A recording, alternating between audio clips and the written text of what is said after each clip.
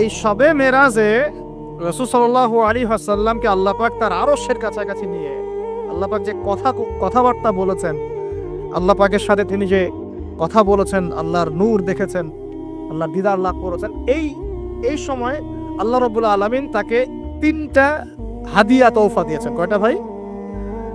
গৌরের সাথে শোনেন, মনোযোগ দিয়ে শুনুন। 3টা হাদিয়া দিয়েছেন। এক, আল্লাহ পাক আমাদের নবীকে দিয়েছেন 50 ওয়াক্ত নামাজ। কত ওয়াক্ত? এই 50 ওয়াক্ত নিয়ে তিনি আসছিলেন। আস্তে আস্তে পঞ্চম আসমানে দেখা হয়েছে নবী মুসা আলাইহিস সালামের সাথে। কোন নবী? মুসা আলাইহিস সালাম নাম তো জানেন। কোরআনে সবচেয়ে বেশি কোন নবীর নাম এসেছে এটা জানেন তো? হয়তো অনেকে জানতেন না। কোরআনে কিন্তু সবচেয়ে বেশি আমাদের নবীর নাম আসে না। কোরআনে সবচেয়ে বেশি এসেছে নবী মুসা আলাইহিস সালামের নাম, প্রায় 137 জায়গায়। কত জায়গায়? আরো কম বেশি হতে পারে, এটা আমাদের ছোট্ট গবেষণা, আল্লাহু আ'লাম বিসওয়াব। তো কারণ কোরআন খুললেই দেখবেন মুসা আর ফেরাউন আছে না? এখানে একটা প্রশ্ন করে রাখি, পরে উত্তর দিবেন।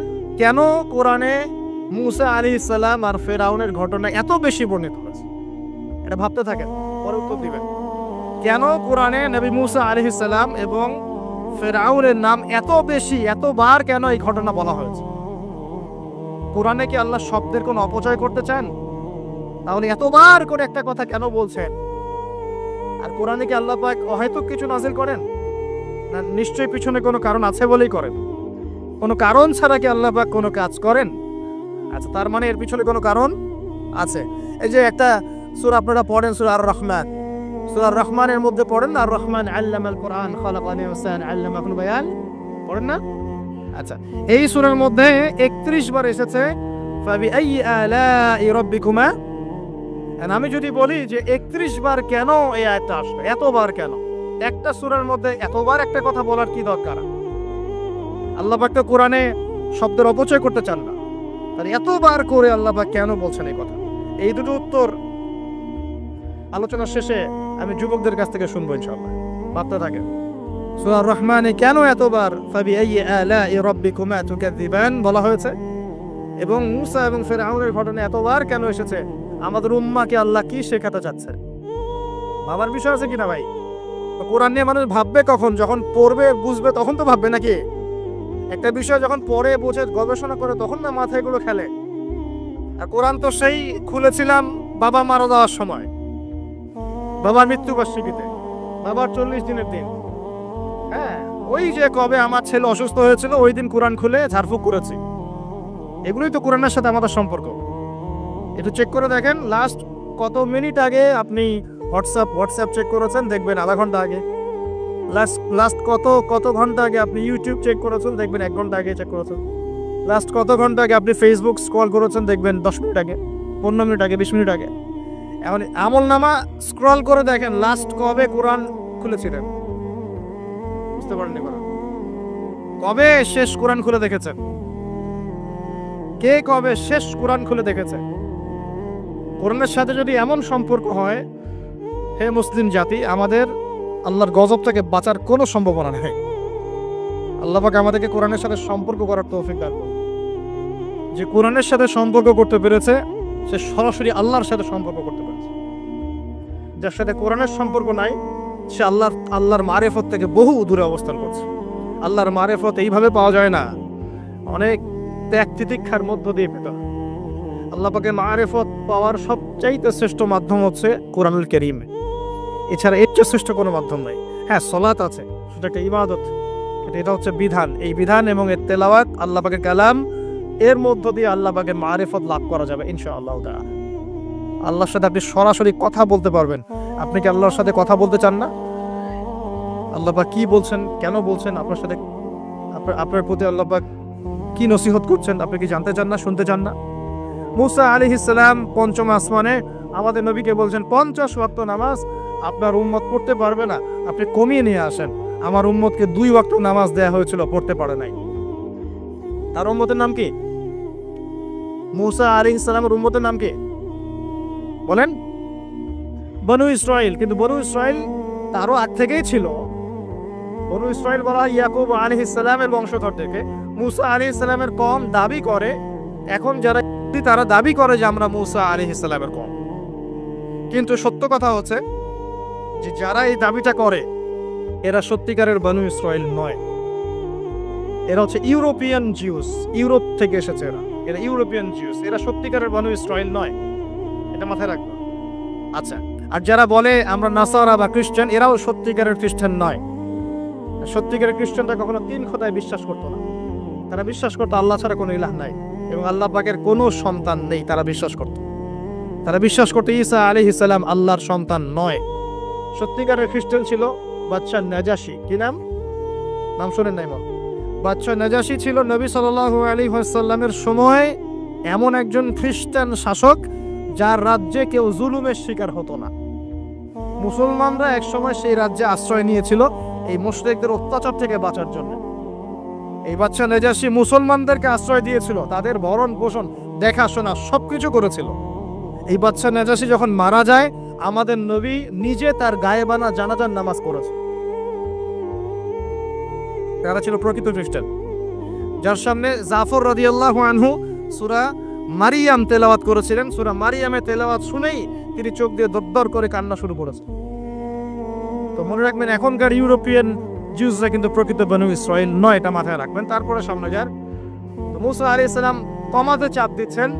নবী সাল্লাল্লাহু আলাইহি ওয়াসাল্লাম একবার যাচ্ছে 50 থেকে 45, 45 থেকে 40, 40 থেকে 35, এই করতে করতে করতে করতে 5 ওয়াক্ত নামাজ হলো। কত ওয়াক্ত? 5 ওয়াক্ত। এবার মুসা আলাইহিস সালাম বলছেন আরো কমায় নিয়ে আসেন, আমার উম্মত 2 ওয়াক্ত নামাজ পড়তে পারে নাই, আপনি আরো কমিয়ে নিয়ে আসেন। তখন নবী সাল্লাল্লাহু আলাইহি ওয়াসাল্লাম বলছেন আমি আমার রবের কাছে এই আরজি পেশ করতে লজ্জা বোধ করছি। কি বোধ করছি?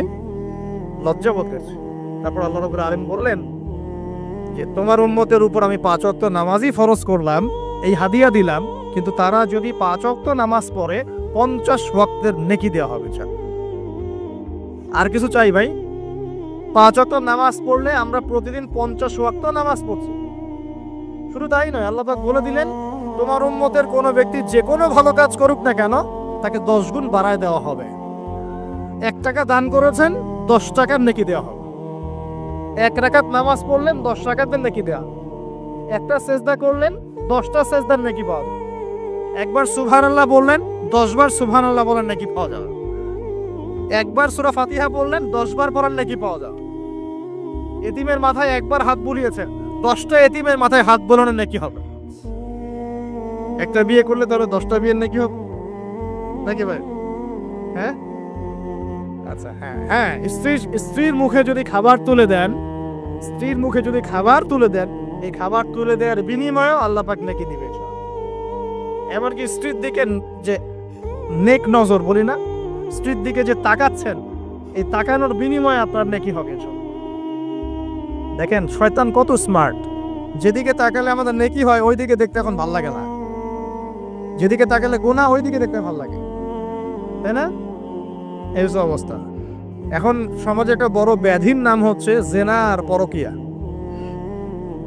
জেনা সবখানেই, জেনা রাস্তাঘাটে, স্কুলে, কলেজে, বিশ্ববিদ্যালয়ে তো আমরা পড়েছি মাশাআল্লাহ। আমরা তো 10 বছর আগে স্টুডেন্ট ছিলাম।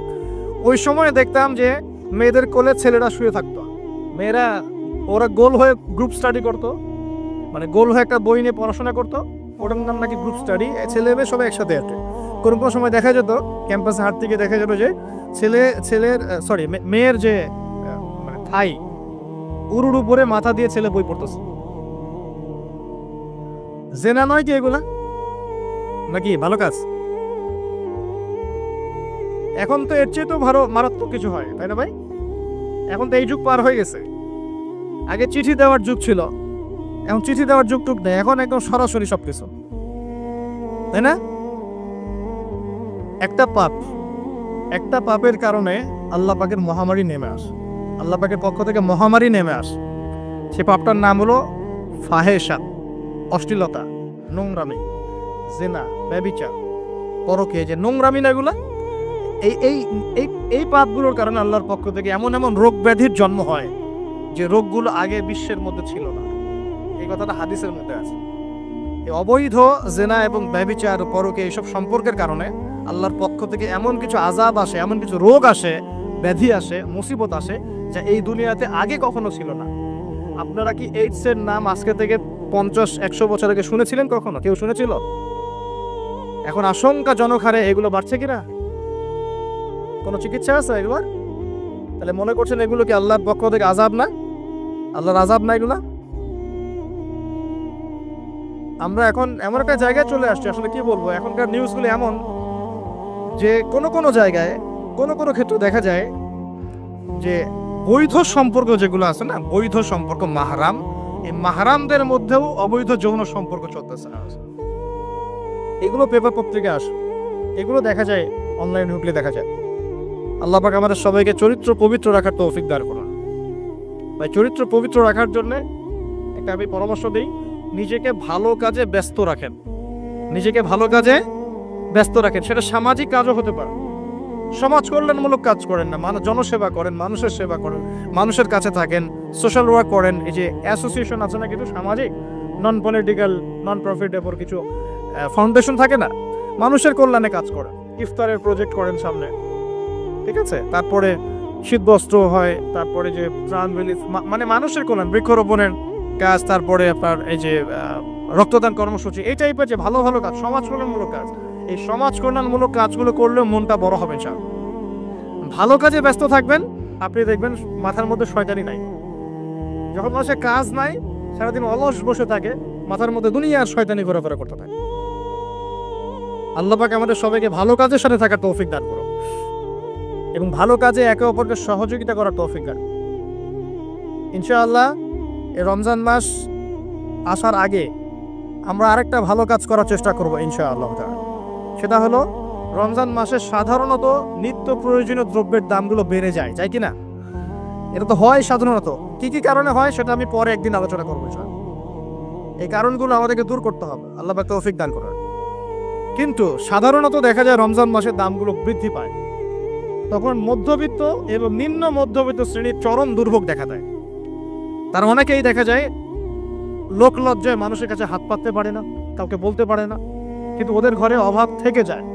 কোনো সময় দেখা যায় ইফতার করতে বসে তারা বদদোয়া করতে থাকে, ইফতার করতে বসে বদদোয়া করতে থাকে, আল্লাহ কি চলছে, কিভাবে খাবো, কিভাবে পড়বো, আল্লাহ তুমি দেখো, তুমি ছাড়া দেখার কেউ নাই, এগুলো বলতে থাকে। আমরা রমজান মাস আসার আগে একটা ভালো কাজ করার নিয়াত করি, আল্লাহ পাক তৌফিক দান করুন। আমাদের মধ্যে যারা সামর্থ্যবান আছে, আমাদের মধ্যে যারা সামর্থ্যবান, খেয়ে পড়ে বাঁচতে পারি 3 বেলা, আমরা আমাদের রমজান মাসের বাজার তো করবো, পাশাপাশি চেষ্টা করব প্রত্যেক ভাই অন্তত একটা করে পরিবারের দায়িত্ব নেওয়ার জন্য। পারবেন তো ইনশাল্লাহ? প্রত্যেক ভাই কমপক্ষে একটা করে পরিবার, সামর্থ্যবান, বিত্তশালী, সামর্থ্যবান, যাদেরকে আল্লাহ পাক সামর্থ্য দিয়েছেন অর্থনৈতিক, আমরা একটা নিয়াত করি যে আগামী রমজানে, এই আসন্ন রমজানে ইনশাল্লাহ আমরা নিজেদের পরিবারের সাথে অন্তত একটা করে পরিবারের হলো দায়িত্ব নিব ইনশাল্লাহ।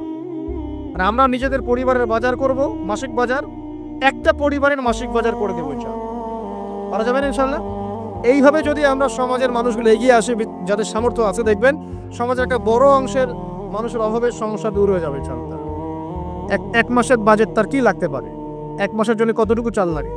20 কেজি, 30 কেজি হাতে চাল লাগতে পারে, ডাল লাগতে পারে, নিত্য প্রয়োজনীয় জিনিস, তেল লাগতে পারে, চিনি লাগতে পারে, চিনি, তারপরে আপনার এই যে ছোলা লাগতে পারে, খেজুর লাগতে পারে। একটা প্যাকেজ করে আমি চেষ্টা করবো আমার পরিবারের সাথে অন্তত একটা করে পরিবারের দায়িত্ব নেওয়ার জন্য। পারবো না ইনশাল্লাহ ভাই? নিয়ত এত দুর্বল কেন? নিয়ত এত দুর্বল কেন ভাই? যখন আল্লাহর বান্দারা অন্য মুসলিমের পাশে থাকে, আল্লাহ তখন সেই বান্দার পাশে থাকে। নিজেকে ভালো কাজে ব্যস্ত রাখেন। দান সৎকার করলে কখনো টাকা কমে যায় না, মনে রাখবেন। দান করলে কোনোদিনও টাকা কমে যায় না। আপনার দানের টাকা ঘুরে ফিরে আপনার কাছে আসবে, বুঝতে পারছেন না? আপনার দানের টাকা ঘুরে আল্লাহ আপনার কাছে ফিরাই দিবে। কিভাবে ফিরাবেন সেটা আল্লাহর দায়িত্ব। আমি কি বুঝাবো কিভাবে ফিরাবেন? বুঝবেন, একটু বোঝানোর চেষ্টা করবেন। অর্থনীতি কিন্তু কঠিন, সহজ করে বুঝানোও কঠিন, সবাই সহজ করে বোঝাতেও পারবে না। আমি একটা পয়েন্ট খালি বুঝাই আপনাদেরকে, বোঝার চেষ্টা করেন। মনে করেন আপনাদেরকে অর্থনীতি বুঝাই, এগুলো আমাদের সাবজেক্ট ছিল, আর তখন আমরা আসলে অর্থনীতি কিছুই বুঝতাম না। তারপরে যখন কোরআন হাদিস পড়া শুরু করলাম, তখন দেখলাম যে ও আচ্ছা, ব্যাপারটা খুব সহজ। সহজ জিনিসটাকে এত কঠিন করা হয় কেন? দেখেন কিরকম। মনে করেন একটা বাজার, আপনাদের বাজার আছে কি? আচ্ছা, এই বাজারের মধ্যে ধরেন 100 ব্যবসায়ী আছে, ব্যবসায়ীরা ব্যবসা করে। আল্লাহ পাক ব্যবসা হালাল করেছেন না হারাম করেছেন? হালাল ব্যবসা। ব্যবসায় একটা 10 টাকার পণ্য আপনি চাইলে 30 টাকা, 40 টাকা, 50 টাকা, 100 টাকা বিক্রি করতে পারবেন কি না? পারবেন। মার্কেটের একটা ফিক্সড প্রাইস থাকে, মার্কেট প্রাইস, এটাকে বলে মার্কেট প্রাইস, যে একটা দাম নির্ধারণ করা হয় যে আমরা এই দামে সব সেল করব, তাই না? আচ্ছা, ব্যবসায়ীরা ব্যবসা করছে, ব্যবসায় লাভও আছে, লসও আছে, ঝুঁকিও আছে, লাভও হতে পারে, লসও হতে পারে। এখন ব্যবসা করার সময় দেখা গেল যে এক ভাই লাভ করলো, আরেক ভাই লস করলো, এমনটা হয় কি না? আল্লাহ পাক এখানে কি করেন জানেন? এই বাজারের মধ্যে যে সম্পদগুলো আছে, অর্থ সম্পদ, আপনারা যেটা কারেন্সি বলেন, এগুলো আল্লাহ রাব্বুল আলামিন হাত থেকে হাতে ঘোরাতে থাকেন। আজকে আপনার হাতে, কালকে তার হাতে, কালকে তার হাতে, পরশু আরেক ভাইয়ের হাতে। এই সম্পদ বাজারের মধ্যে ঘুরতে থাকে। বাজারটা হতে পারে সমাজ, হতে পারে রাষ্ট্র, হতে পারে বিশ্ব। ভালো করে বোঝেন, ছোট পরিসরে হতে পারে সমাজ, হতে পারে রাষ্ট্র বা বিশ্ব। আল্লাহ পাক সম্পদটা সার্কুলেট করেন, ঘোরাতে থাকেন। আজকে তার হাতে, কালকে তার হাতে, কালকে তার হাতে, এভাবে সম্পদ ঘুরতে থাকে। লাভ লসের রিস্ক আছে, কেউ লাভ করে, কেউ লস করে। এভাবে সম্পদ সার্কুলেট হতে হতে হতে আল্লাহ পাক যাকে ইচ্ছা ধনী বানান, যাকে ইচ্ছা গরিব বানান। কথা বুঝতে পারছেন? এটা হলো এই জায়গায় রিজিকটা নিয়ন্ত্রণ করেন সরাসরি আল্লাহ পাক। আল্লাহ পাক কারো সম্পদ নেন, কারোকে দেন, কারো কাছ থেকে নেন, কারোকে দেন, কারো কাছ থেকে নেন, কাউকে দেন। এভাবে সম্পদ ঘুরতে থাকে। আর যদি দেখা যায় সম্পদ মানে চাহিদার চেয়ে কম হচ্ছে, আল্লাহ পাক সম্পদ উৎপন্ন করে দেন। জমিন থেকে উৎপন্ন করেন, আসমান থেকে উৎপন্ন করেন। আমি মানে বুঝতে পারছি না। এরপরও যদি দেখা যায় যে সমাজে সংকট হলো, অন্য সমাজ থেকে আমদানি করতে হয়। যেটা একটা রাষ্ট্রের সংকট হচ্ছে, অন্য রাষ্ট্র থেকে আমদানি করতে হয়। এভাবে একটা সিস্টেম চলে, ইসলামিক সিস্টেম। এখানে ব্যবসা হচ্ছে মূল। এখানে দায়িত্ব আল্লাহ নিয়ে নেন, কাউকে ধনী করবেন, কাউকে গরিব করবেন, সম্পদ ঘুরতে থাকবে, ঘুরতে থাকবে। এভাবে আল্লাহ পাক আপনার এই যে ধনী ব্যক্তি মনে করেন, যে সম্পদ এখানে লাভ করেছে, এই ব্যক্তির উপর আবার জাকাত ফরজ আছে। কি আছে? জাকাত ফরজ আছে। এখন এই যখন ধনী হবে, নিসাব পরিমাণ সম্পদ আসবে, তখন এই জাকাত দিবে গরিবকে। তখন যার হাত থেকে সম্পদ চলে আসছে, ওর কাছে আবার সম্পদ ফিরে যাবে। সুবহানাল্লাহ। বুঝতে পারলেন কি কিভাবে সম্পদ আল্লাহ পাক ঘোরান? এর জাকাত ছাড়াও আছে সাদাকা। সাদাকা ছাড়া সাদাকাতুল ফিতর আছে, অনুদান আছে, এবং নরমালি আল্লাহ পাক কিন্তু সদকা করতে উৎসাহিত করে। এইভাবে একটা ইকোনমিক সিস্টেম চলতে থাকে, ছোট বা বড় পরিসরে। এইভাবেই মদিনা টিকে ছিল, এইভাবেই মদিনার ইকোনমিক সিস্টেম চলতো নবী সাল্লাল্লাহু আলাইহি ওয়াসাল্লামের যুগে। তো সেখানে আরো একটা বিষয় এক্সট্রা ছিল, যেটা এখন নাই। সেটা ছিল গনিমত। সেটা কি? রাসূল সাল্লাল্লাহু আলাইহি ওয়াসাল্লাম সাহাবীরা বিভিন্ন যুদ্ধ এবং জিহাদ করতেন কিনা? না, তারা তো এগুলো করতেন না। ঘর মসজিদে বসে খালি সুবহানাল্লাহ পড়তেন নাকি? বদর তো হয়নি ইসলামে, হয়েছে? এগুলো বললে তো দেখা যাবে বাপরে বাপ, অবস্থা খারাপ। হ্যাঁ, জিহাদি বয়ান শুরু করেছে। এগুলো কি ইতিহাসে আছে কি নাই? যখনই মুসলিমরা যুদ্ধে গিয়েছে এবং জয় করেছে, তখন বিপুল গনিমতের সম্পদ লাভ করেছে। বুঝতে পারছি? গনিমত মানে ওই যে যাদের সাথে যুদ্ধ হচ্ছে, ওদের সব সম্পত্তি মুসলিমরা তখন পেয়ে যায়, কারণ ওগুলো ছেড়ে ওলা পালিয়ে যাবে। এটা এর মধ্য দিয়ে মুসলিম ব্যাপক সচ্ছলতার মুখ দেখেছিল। খায়বারের যুদ্ধ জয়ের মধ্য দিয়ে মুসলিমরা প্রায় 1/3 সম্পদ পেয়েছিল আরবের মধ্যে। জাজিরাতুল আরবের 1/3 সম্পদ শুধু খায়বার যুদ্ধ জয়ের মধ্য দিয়ে লাভ করা হয়েছে। ওইটা তো নাই, এখন ক্লোজড। আমি ওগুলো বাদ দিয়ে এই সিস্টেমগুলোর কথা বললাম, সাদাকা, ব্যবসা ইত্যাদি। তার মানে ইসলামিক ইকোনমিক সিস্টেমের মধ্যে আল্লাহ পাক সম্পত্তি নিয়ন্ত্রণ করছেন এবং কাউকে ধনী বানাচ্ছেন, কাউকে গরিব করছেন। সম্পদ হাতে হাতে ঘুরছে। যে ধনী সে আবার জাকাত দিচ্ছে, তখন গরিবের কাছে ধনীর সম্পদে চলে আসছে। বুঝতে পারছেন কি ভাই কিছু? আচ্ছা, কঠিন হচ্ছে আলোচনা মনে হয়। আচ্ছা, একটু কঠিন শোনেন। খালি কি আর উঠবস করা, ঢেলে দেই, চা খাই, কফি খাই শুনলে হবে? হ্যাঁ, এগুলোই শুনতে হবে খালি? ভালো করে শুনি ইনশাল্লাহ। এখন চলমান সিস্টেমে কি সমস্যা হয়? যখন আপনি ব্যবসাটাকে গুটিয়ে নিয়ে সুদটাকে প্রাধান্য দিচ্ছেন, মানে সুদের মধ্যে কি লাভ লস দুটা রিস্ক আছে, ঝুঁকি আছে কোনো? সুদে আপনি যখন খান, আপনি কি বলেন ঠিক আছে আমি 100 টাকা নিলাম, ব্যবসায় লাভ হলে আমি দিব 50%, লস হলে 50%? এটা তো সুদ না। এটা কি সুদ? যখন আপনি বলেন যে আমি 100 দিয়েছি, আমাকে 110 দেওয়া লাগবে, 100 দিয়েছি আমাকে 110ই দেওয়া লাগবে, আপনি তো লসের রিস্ক নিবেন না? নিবেন? সুদখোর কি লসের ঝুঁকি নিবে নাকি লাভের শর্তে টাকা দিবে? এখন যখন আপনি লাভ লসের ঝুঁকি নিচ্ছেন না, তখন একজন লাভ করে একজন লস করে কোনো সিস্টেম বাড়ে থাকছে না। তখন সম্পদ ধনিক শ্রেণীর হাতে পঞ্জীভূত হচ্ছে, তারা আস্তে আস্তে ধনী হতে থাকবে, গরিবরা আস্তে আস্তে গরিব হতে থাকবে। আবার জাকাত দিবে না, তখন ওই সম্পদ আবার গরিবের কাছেও ফিরে আসবে না। এভাবে সুদের মধ্য দিয়ে সম্পদ সংকীর্ণ হয়ে যায়, একদম একটা মার্কেট, সমাজ, রাষ্ট্র ম্যাসাকার অবস্থা, দেউলিয়া হয়ে চলবে। একটা একটা করে কথা বলেছিলাম, ফলেছিল কি অর্থনীতির কথাগুলো? পাকিস্তানের কথা ফলেছে? পাকিস্তানের সামনে আরো ভয়াবহ পরিণতি আছে। আর এগুলো থেকে শিক্ষা না নিতে পারলে আমাদের সামনে ক্ষতি আছে। এগুলো বলবেই বাকে, বোঝাবেই বাকে। আর আল্লাহ পাক আমাদের কথা গ্রহণ করার মানসিকতা দান করুন। কমপক্ষে কথাগুলো শুনে একটু যাচাই করার তৌফিক আল্লাহ দান করুন। যাচাই করার পর যদি দেখা যায় যে হ্যাঁ ঠিকই বলেছে ছেলেটা, বা কম কিছুটা হলেও ঠিক বলেছে, ওইটুকু অন্তত গ্রহণ করার তৌফিক আল্লাহ দান করুন।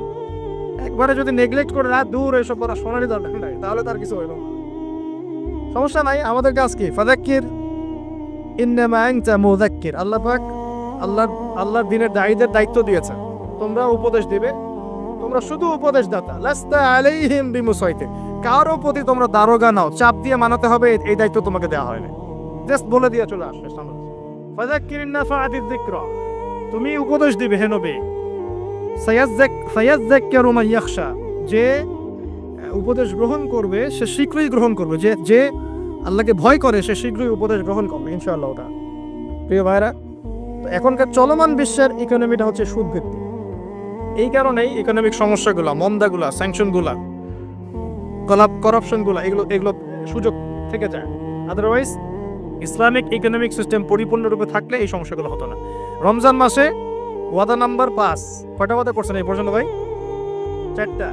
ওয়াদা নাম্বার 5 হচ্ছে রমজান মাসে যার যার জাকাত ফরজ হয়, জাকাত অবশ্যই জাকাত আদায় করে দিবেন ইনশাআল্লাহ। করবেন কি না?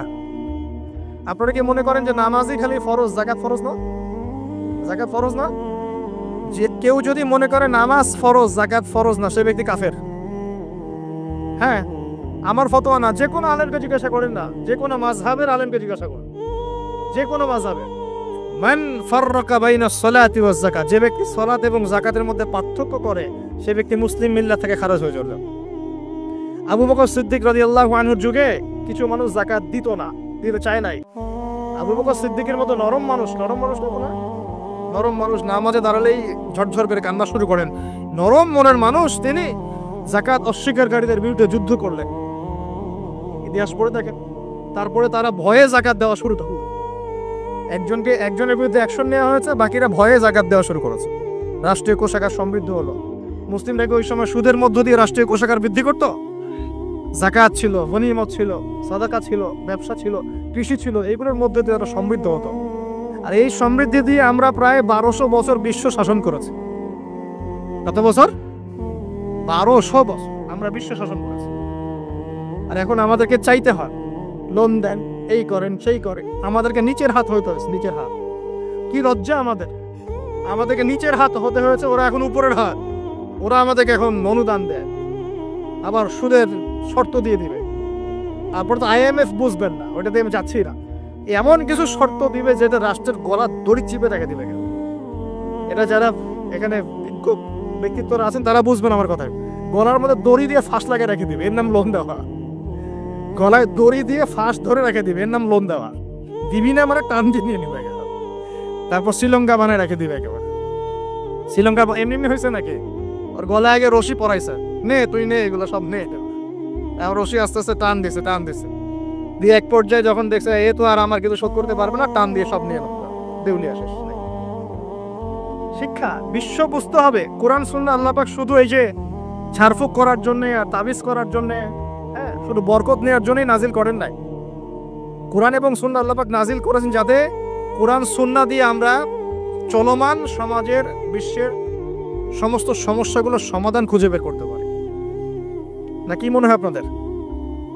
এই জন্য আল্লাহ নাজিল করেন নাই? আমি একটা আয়াত বলি তাহলে বুঝবেন। আল্লাহ বলেছে সূরা নাহল আয়াত নাম্বার 89, সূরা নাহল আয়াত নাম্বার 89 আল্লাহ পাক বলছেন বিসমিল্লাহির রহমানির রহিম, ওয়া নাযালনা আলাইকাল কিতাব, হে নবী আমি আপনার প্রতি এমন একটা কিতাব নাজিল করে দিয়েছি, মানে কোরআন, তিবিয়ানান লিকুল্লি শাই, যে কিতাব প্রতিটা বিষয়কে ব্যাখ্যা করবে ইনশাআল্লাহ। ব্যাখ্যা করে কিনা? কোরআন প্রতিটা বিষয়কে ব্যাখ্যা করে কিনা? ওয়া হুদান, এবং কোরআন হবে আমাদের জন্য হেদায়াত, মানে পথনির্দেশ, গাইডেন্স। ও রাহমাতান, এবং আল্লাহর পক্ষ থেকে রহমত, দয়া। ওয়া বুশরা লিল মুসলিমিন, আর মুসলমান জাতির জন্য এই কোরআন হচ্ছে সুসংবাদ। বলি সুবহানাল্লাহ। এই কোরআন যদি পড়ি না, বুঝি না, আমল করি না, তাহলে এর সমাধান কেমন করে বের করব? আল্লাহ পাক আমাদেরকে এমন ওলামায়ে কেরাম দান করুন, এমন প্রজন্ম দান করুন, এমন যুব সমাজ দান করুন, এমন নেতৃত্ব দান করুন, যারা কোরআন এবং সুন্নাহর জ্ঞান দিয়ে পুরো বিশ্বটাকে শাসন করতে পারবে ইনশাআল্লাহ। আল্লাহ পাক, আমি দোয়া করি আল্লাহ পাক আমাদের ঊর্ধ্বতন কর্তৃপক্ষ সহ সবাইকে এমন হেদায়েত দান করুন, যে হেদায়েতের আলোকে তারা কোরআন সুন্নাহর কাছে এমনভাবে আত্মসমর্পণ করবে যে ওই হেদায়েতের আলো নিয়ে, ওই আলোর মশাল নিয়ে ইনশাআল্লাহ বিশ্বটা জয় করবে ইনশাআল্লাহ। এমন প্রজন্ম আসবে ইনশাআল্লাহ। যদি এই এস্টিমেশনগুলা যতদিন পর্যন্ত না মুসলমানরা এই বিশ্বটাকে আবার শাসন না করছে, বিশ্বাস করলেন না, আমরা এখন হতাশ। প্রিয় ভাইরা, কিভাবে সম্ভব হবে? আগে তো আমাদের সবাইকে জ্ঞান অর্জন করতে হবে নাকি? তাহলে আমরা নিয়াত করতে পারি কি, 7 নম্বর ওয়াদা করতে পারি যে আমরা সবাই কোরআন এবং সুন্নাহর ইলমটা অর্জন করব ইনশাআল্লাহ। কমপক্ষে বেসিক কিছু জ্ঞান অর্জন করব ইনশাআল্লাহ। আমি বলছি না যে সবাইকে মুফতি হওয়া লাগবে, সবাইকে দায়ী হতে হবে, সবাইকে একদম মুফাসসির হতে হবে, এটা জরুরি না, এটা মানুষ পারবেও না। কিন্তু কমপক্ষে ইসলামের বেসিক জিনিসগুলো কি আমরা শিখতে পারি না ভাই? এটা শেখার জন্য কি খুব কষ্ট করতে হবে? আল্লাহ পাক আমাদের সবাইকে খাস নিয়াত করার তৌফিক দান করুন, খালেস নিয়াত করার তৌফিক দান করুন। দ্বীনের জ্ঞান অর্জন আল্লাহ পাক ফরজ করেছেন ভাই। দ্বীনের জ্ঞান অর্জন করা মুস্তাহাব বিষয় নয়, নফল কিছু নয়। তালাবুল ইলমি ফরিদা আলা কুল্লি মুসলিম, প্রত্যেক মুসলমানের উপরেই দ্বীনের ইলম অর্জন করাটা ফরজ। এটা কি নফল? আমরা নিজেরা অর্জন করব, আমাদের সন্তানদেরকে শেখাবো, মা বোনদেরকেও শেখাবো ইনশাআল্লাহ। মা বোনদেরকে শেখানো লাগবে না ভাই? খালি চুলাই ঠেলবে সারা জীবন? নাকি দ্বীনের কিছু জ্ঞান অর্জন করাতে হবে? নাকি করাতে হবে না? আল্লাহ পাক আমাদের সবাইকে আদর্শ ইসলামিক পরিবার দান করুন বলি।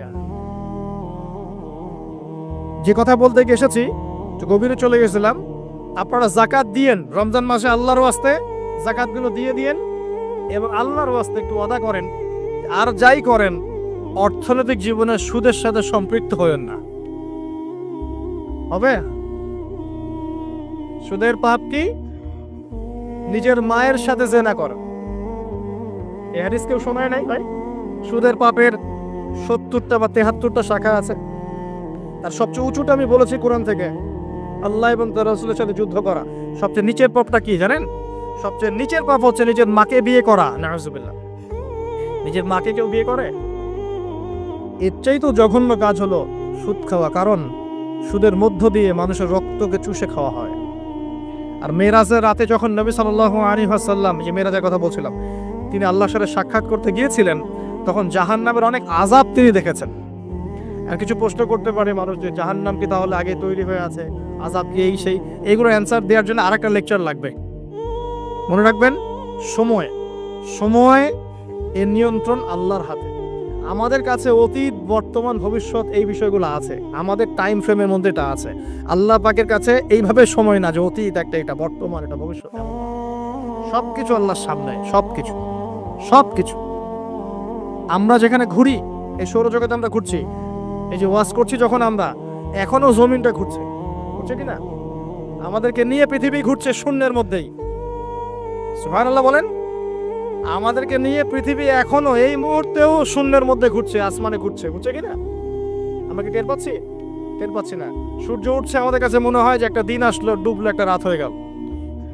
যদি আল্লাহ পাক পৃথিবীর ঘোরার গতিটাকে কমায় দেন, তাহলে কি হবে জানেন? দিন রাত লম্বা হয়ে যাবে।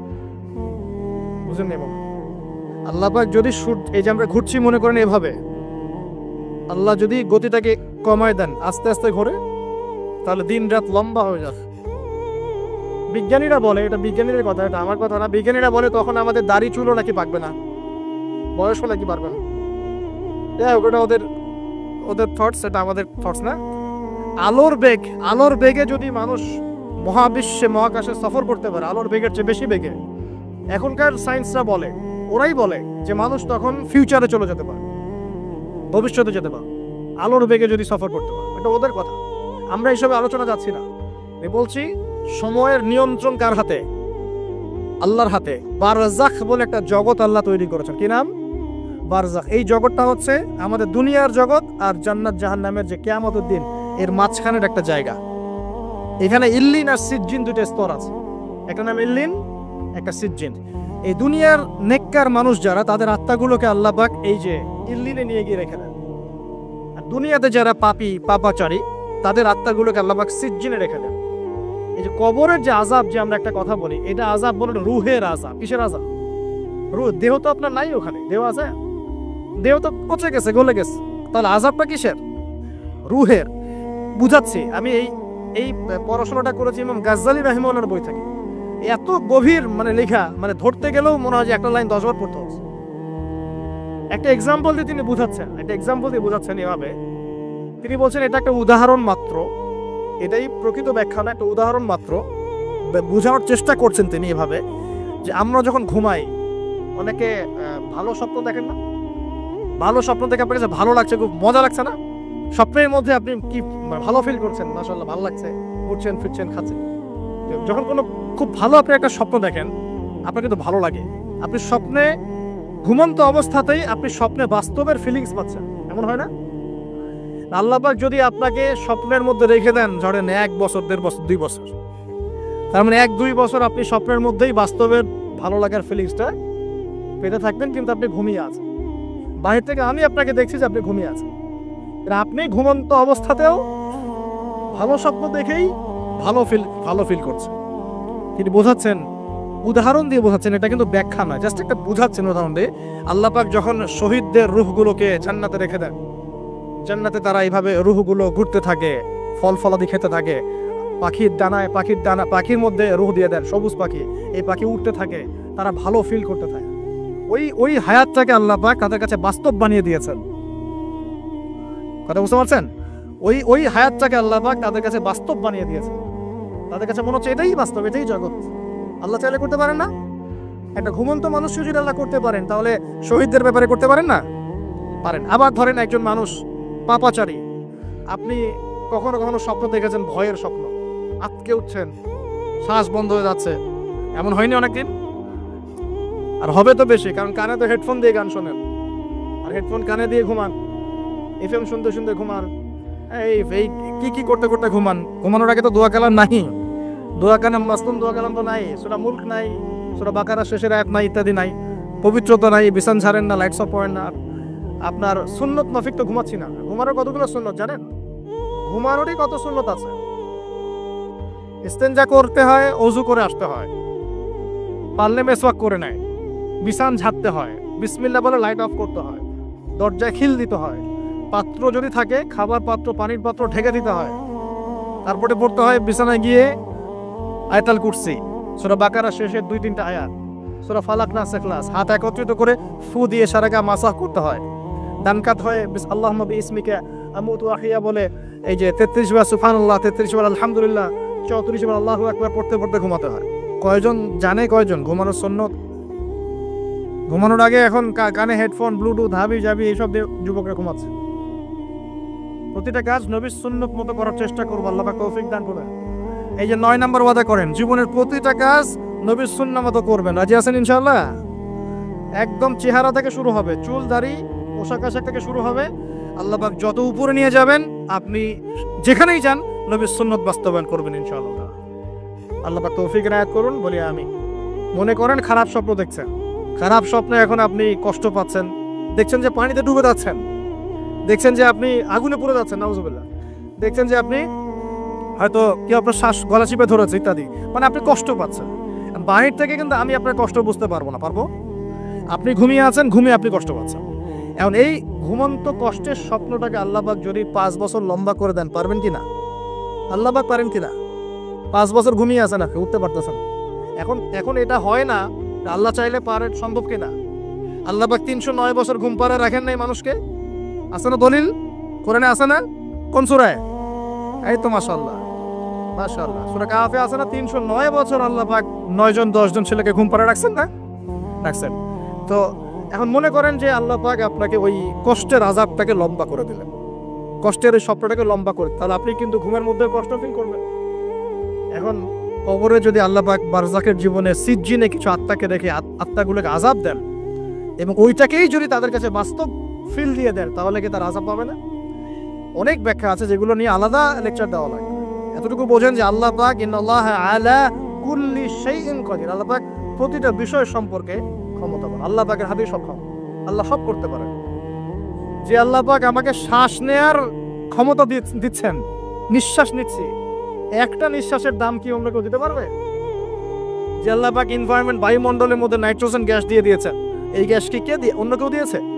যে আল্লাহ পাক শ্বাস নেয়ার জায়গা দিয়েছেন, আমাদের হার্ট পাম্প করছে, জন্মের সময় থেকে পাম্প করছে, এখন পর্যন্ত থামে নাই। একদিন 1 মিনিটের জন্য থেমে গেলেই শেষ। এটা কে চালু করে রেখেছে? যে আল্লাহ এত কিছু করতে পারেন, সেই আল্লাহর পক্ষে নবী সাল্লাল্লাহু আলাইহি ওয়াসাল্লামকে তার কাছে নিয়ে যাওয়া, এই আযাবগুলো দেখানো এমন কঠিন কিছু? এগুলো নিয়েও এখন মানুষ প্রশ্ন করে। তো এখানে নবীজি অনেকগুলো শাস্তি দেখেছেন, তার মধ্যে একই পাপের কারণে তিনটা শাস্তি দেখেছেন। কয়টা ভাই? সেই বিখ্যাত পাপের নামটাই হচ্ছে সুদ। কি নাম সেই পাপের? একবার দেখেছেন কিছু লোককে রক্তের নদীতে ফেলে দিয়ে মাথা ফাটিয়ে দেওয়া হয়েছে। জিজ্ঞাসা করলেন এরা কারা? জিবরাইল আলাইহিস সালাম বলছেন এরা আপনার উম্মতের সেই সব ব্যক্তি যারা সুদখোর ছিল। রক্তের নদী কেন? কারণ রক্ত চুষে খাইতো তারা মানুষ। মাথা কেন ফাটাই দেওয়া হচ্ছে? কারণ এই মাথা দিয়ে বলেছিল ইন্নামাল বাইউ মিসলুর রিবা, ব্যবসা সুদ একই জিনিস। এই শয়তানি মাথা থেকে বেরোছে, এই কারণে মাথা ফাটিয়ে দেয়া। আর একটা শাস্তি দেখেছেন, তারা পাথর খাচ্ছে, পাথর, বড় বড় পাথর খাচ্ছে, পিছনের রাস্তা দিয়ে পাথর বের হয়ে যাচ্ছে। জিজ্ঞাসা করলেন কাদের কি কারণে শাস্তি দেওয়া হচ্ছে? জিবরাইল আলাইহিস সালাম বললেন এটাও সুদের কারণে। 3 নাম্বারটা দেখেছেন তিনি, যে কিছু মানুষ শুয়ে আছে আর এই পেটটা, এই বাড়ি, আমাদের বাড়ি যেমন উঁচু, বাড়ির মতো উঁচু হয়ে আছে পেটটা, আর পেটের ভিতরে অজগরের মতো বড় বড় সাপ কিলবিল কিলবিল করছে। এই 3টা শাস্তি তিনি দেখেছেন। দেখে জিবরাইল আলাইহিস সালামকে বলছেন এই 3টা শাস্তি কি কারণে? 3টার ক্ষেত্রেই জিবরাইল আলাইহিস সালাম বলেছেন সুদের কারণে, সুদের কারণে, সুদের কারণে। আল্লাহ পাক আমাদেরকে হেফাজত করুন। মানুষের মধ্যে এখন সম্পদের যে অহমিকা, গরিব মানুষকে মানুষই মনে করে না, খেটে খাওয়া মানুষকে মানুষই মনে করে না। রিক্সাওয়ালা, যারা নিম্নবিত্ত, নিম্ন মধ্যবিত্ত, চা বিক্রি করে, পানের দোকান করে, হালাল খায়, কৃষক, এই মানুষগুলোকে এখন বড় লোকের মানুষই মনে করে না। যাকাত তো দেয়ই না, যাকাত তো তার উপরে ছিল ফরজ, ওই যাকাত তো দেয়ই না যেই খাবার তার কাছে পৌঁছাবে। উল্টা কিভাবে তাদের সম্পদ লুটে বুটে খাওয়া দেয় সেই বোধ। এবার দিলেও যে কত শর্ত, বাপরে বাপ। তো কিছুটা মনের কষ্ট থেকে বললাম কথাগুলো আর কি, যে আসলে আপনি যখন কোরআন এবং সুন্নাহর জ্ঞানী হবেন না, তখন অন্যকে সম্মান দিতে পারবেন না। আমরা বড় বড় স্লোগান দিই যে অমুক অমুকের সেবক, অমুক অমুকের সেবক। আসলে সেবা সত্যিকার অর্থে করছি? আল্লাহ পাক তার রাসূলের মাধ্যমে জানিয়েছেন, এই হাদিসটা একটু শোনেন তারপর সামনে যাই। আল্লাহ পাক তার রাসূলের মাধ্যমে আমাদেরকে জানিয়েছেন, শোনো, আলা কুল্লুকুম রাইন, তোমাদের প্রত্যেকে হচ্ছে দায়িত্বশীল। তোমাদের প্রত্যেকেই দায়িত্বশীল। কেউ পরিবারের দায়িত্বশীল, কেউ ব্যবসা প্রতিষ্ঠানের দায়িত্বশীল, কেউ তোমার চাকরির প্রতিষ্ঠানের দায়িত্বশীল, কেউ সামাজিক দায়িত্বে আছো, কেউ প্রশাসনে, কেউ পররাষ্ট্র ইত্যাদি। তোমাদের প্রত্যেকেই দায়িত্বশীল। কুল্লুকুম রাইন ওয়া কুল্লুকুম মাসউলুন আন রাইয়াতি, এবং তোমাদের প্রত্যেককে যার যার দায়িত্ব সম্পর্কে আল্লাহ কিয়ামতের মাঠে জিজ্ঞাসা করবে। আমরা কি উত্তর দেওয়ার জন্য প্রস্তুত আছি ভাই? সবার আগে আমি দেখি, আমি আমার উপর দায়িত্বশীল না? মনে করেন আমি বা আমাদের মতো যারা আছেন, যারা দায়ী ইলাল্লাহ, আলেম ওলামা, যারা উম্মার জন্য ভালো চিন্তা করেন, জনগণকে পথ দেখানোর চেষ্টা করেন, তাদের উপর সবচেয়ে বড় আমানত হচ্ছে কোরআন এবং হাদিস। তাদের উপর সবচেয়ে বড় আমানতটা কি? কোরআন এবং সুন্নাহ, এই জ্ঞানটাকে সত্যটাকে স্পষ্ট করে দেওয়া, এইটার আলোকে সত্য মিথ্যাকে স্পষ্ট করে দেয়া। কতজন মানুষ এই কাজটা করতেছে? কেউ হিকমার দোহাই পেরে সত্য মিথ্যা স্পষ্ট করে না, কেউ চাকরি চলে যাবে এই ভয়ে সত্য কথা বলে না, কেউ আমার এই হবে সেই হবে কত কি চিন্তা করে সত্যের সাথে মিথ্যা তালগোল পাকায় সময় পার করতেছে। ওয়াজ মাহফিল বাংলাদেশের দিন প্রচারের একটা অন্যতম প্ল্যাটফর্ম। সারা দেশে মনে হয় প্রতিদিন 100-200 মাহফিল হয় কি না? কিন্তু আপনি দেখবেন প্রচুর মাহফিল, অহেতুক গাল গল্প, কেচ্ছা কাহিনী, টাইম নষ্ট করা। হয়তো একজন আয়োজন করেছে, ওদের টার্গেট আমি টাকা কালেকশন করব, আর বক্তাও এখানে সুযোগ নিবে, কালেকশনে এত % আমার। ঠিক আছে? তারপরে জনগণও আসবে, কেউ আসছে ভিডিও করতে, কেউ সেলফি উঠাইতে, কেউ এইটা কেউ সেইটা, ওদিকে চানাচুর খাচ্ছে, ওদিকে মেলা লাগছে, এরকম দেখেন। এক একজন এক এক উদ্দেশ্য। আসলে উদ্দেশ্য কি আমার এখানে? উদ্দেশ্য হবে আমি আল্লাহর দ্বীনের সত্য কথাগুলো কোরআন সুন্নাহর মানদণ্ডে যাচাই বাছাই করে যুগোপযোগী ভাবে জনগণের বুঝ অনুযায়ী তাদেরকে বুঝিয়ে দিয়ে আসবে। জনগণ কি করবে? অডিয়েন্স, তারা এখানে আসবে একটা নিয়াতে, আমরা কোরআন সুন্নাহ শুনবো, কোরআন সুন্নাহর কথাগুলোকে মেলাবো, যাচাই করব, যদি কোরআন সুন্নাহর সাথে মিলে যায় আমি গ্রহণ করবো, যদি বক্তার কথা কোরআন সুন্নাহর সাথে না মেলে আমি নিব না। আমি কেন, যত বড়ই বুজুর্গ বক্তা আসুক না কেন, আলেম আসুক না কেন, কোরআন সুন্নাহর সাথে যদি তাদের কথাগুলো মিলে না যায় সেই কথা কখনোই আপনি গ্রহণ করবেন না। করবেন? কখনো কখনো কেউ অজ্ঞতাবশত এমন কথা বলতে পারে যেটা কোরআন সুন্নাহয় নাই। এটা যদি অজ্ঞতাবশত হয় তাহলে সে জ্ঞান অর্জন করলে আপনাকে শুধরে দিবে ইনশাআল্লাহ। আর যদি কেউ ইচ্ছা করে এগুলো করে তাহলে আপনার উপর দায়িত্ব হচ্ছে কোরআন সুন্নাহর মানদণ্ডে যাচাই করে তার কথা গ্রহণ করা। এই কাজটাই বা কয়জন করে? শ্রোতাদের মধ্যে অনেকে আসছি বক্তাকে একবার দেখবো, চলে যাও। কেউ আসছে সেলফি উঠাও, কেউ মোবাইলে ছবি তুলবে, কেউ ভিডিও করবে। প্রতিটা কাজের উদ্দেশ্য কি? আমাদের দ্বীনি কাজের উদ্দেশ্য হবে এই কাজগুলোর ওসিলায় পরকালে আল্লাহর নাজাত যেন পাই ইনশাআল্লাহ, এবং দুনিয়াতে আল্লাহর দ্বীন যেন এগিয়ে যায়, উপকৃত হয়।